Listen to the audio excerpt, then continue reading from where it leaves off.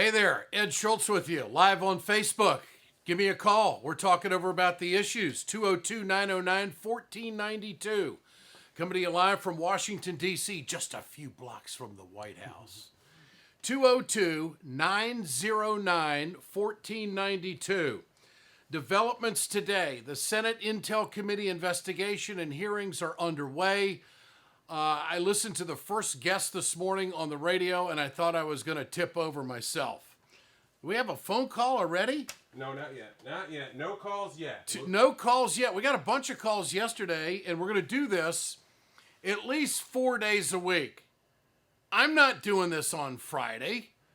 When you're a sellout, you don't have to work on Fridays. Well, actually you do, but I'm just not going to do this all the time. Anyway, I haven't done radio in 2 years. It'll be 2 years this May. And so do I miss it? Kinda, but I don't want to do 3 hours. But I'll do 20 or 30 minutes 4 or 5 times a week and get you up to date on the news from my perspective and yours. And Well, I think that the right wing doesn't care at all about any kind of government involvement in your life. And that takes us to health care, takes us to Medicare, Medicaid, Social Security, public education, you name it. They don't want anything to do with it. They don't believe in it. They believe privatizing everything is the best way to go. Now, my assessment of what conservatives have put up with so far is that they went through a long, arduous process of seeing Donald Trump not only win the nomination, but the presidency. And now they've come to their senses and say, well, we can get him to do some things. For instance, Judge Gorsuch. They made the big case today at the White House press briefing that Gorsuch has been vetted more than any other judge in contemporary time. All the material that he has provided, and they want him to get confirmed, and they don't believe that the Democrats are justified in going down the road of the filibuster. That being said, conservatives are still pushing hard for the things they believe in, whether they want to warm up to Trump or not. Now, Trump kind of started a firestorm today saying that he's going to fight the Freedom Caucus because he didn't get what he wanted when it came to health care. Well, I've said on this podcast, on my website, for months on end, you can't negotiate with people who are as rigid as the Freedom Caucus. They are totally focused, ideologically bent, and they're going to do whatever they can to get what they want. So I don't know if I'm answering your question the way you want to hear it, but they're still hard. They're still hard right. They're not going to change. They are who they are, and they're going to try to move Trump into their direction.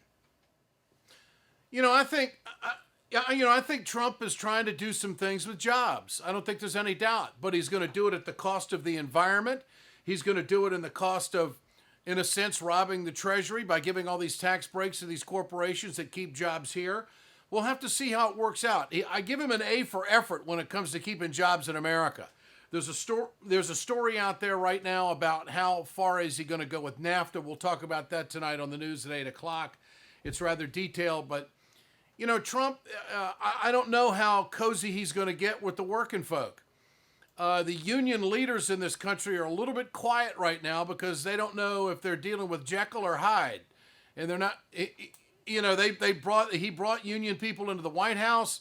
They made the big point that some of those guys had never been in the White House or ever invited before.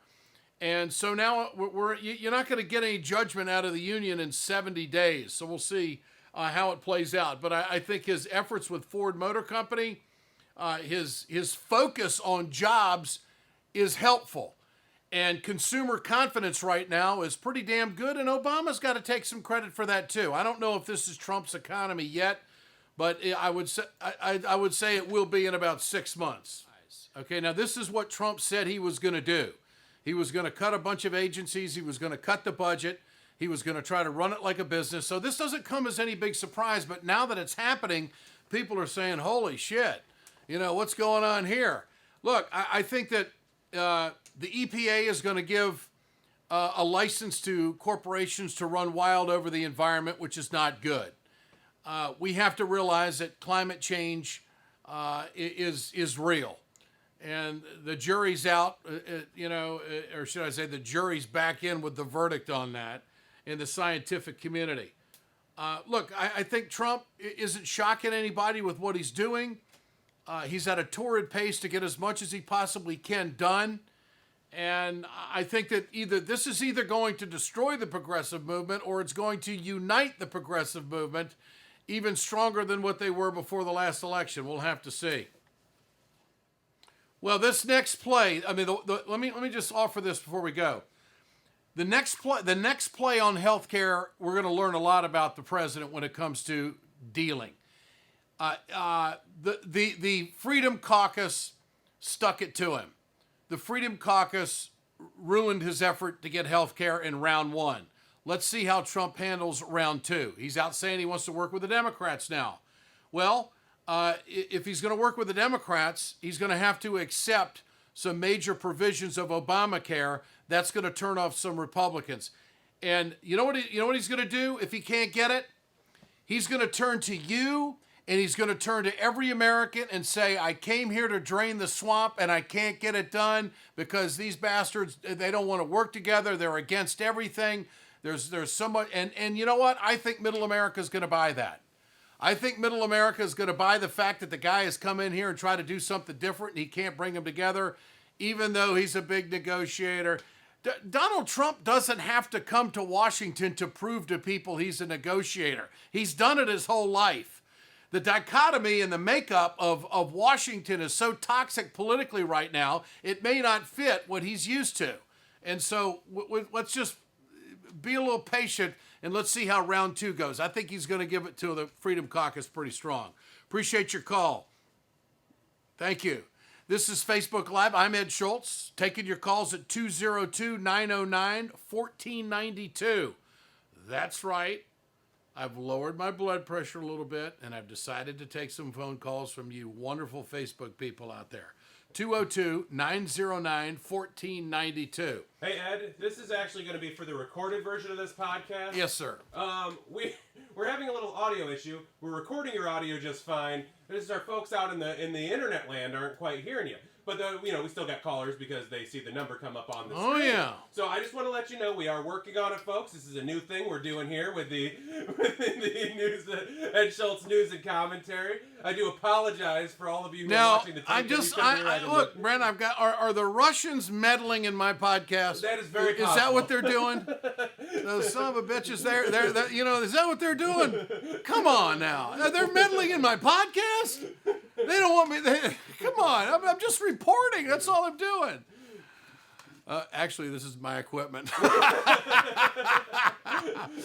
All right.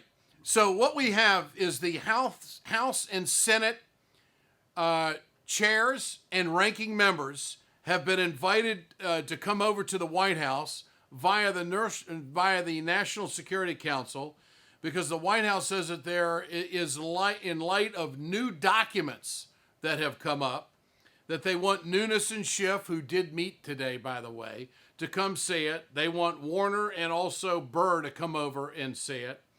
And they think that this is the best way to handle the information going forward. And the reason why they're doing this, and the process is going to be different, because there have been so many leaks that are out there. And so, and there's a report in the New York Times that there were a couple of people in the White House staff that helped Nunes get in to see this material and then brief the president. It sounds a little iffy. No laws are broken, okay? There may be trust broken, but there's no laws broken. And the good thing is there's an FBI investigation, and there's also a Senate Intelligence Committee investigation. So if they get 2 out of 3, that should be pretty good. Apparently, the meeting between Adam Schiff, the ranking member, and Devin Nunes, the chairman of the House Intel Committee, they have agreed on what Nunes originally said, that they are going to have a closed session, because in the first session a week ago Tuesday, there were so many answers that, well, we can't answer that. It's in public, we can't answer that. It's in public, we can't answer that. Well, Nunes wants to get them behind closed doors and get answers to these questions. So that's where they are. Schiff has finally agreed to it. I don't know if Adam Schiff gets any work done or not. He's on TV so much. And I think that what he's trying to do is raise his profile, because Dianne Feinstein isn't going to be in the Senate forever. And Schiff is a heck of a lot younger than her, and I think he's just trying to raise his profile nationally so he can run for that Senate seat and represent California. which Democrats have done pretty well of in recent years. So I think he's positioning himself for that. So that's the big news. That's some of the stuff we'll talk about tonight on RT America. Brad Bauman and Ernie White will join us. Lori Wallach is going to be checking in with us to talk about NAFTA, because the Trump administration will seek now what they're saying as modest changes, but they're saying numerous changes to the North American Free Trade Agreement, according to a draft of a letter sent to Congress last week.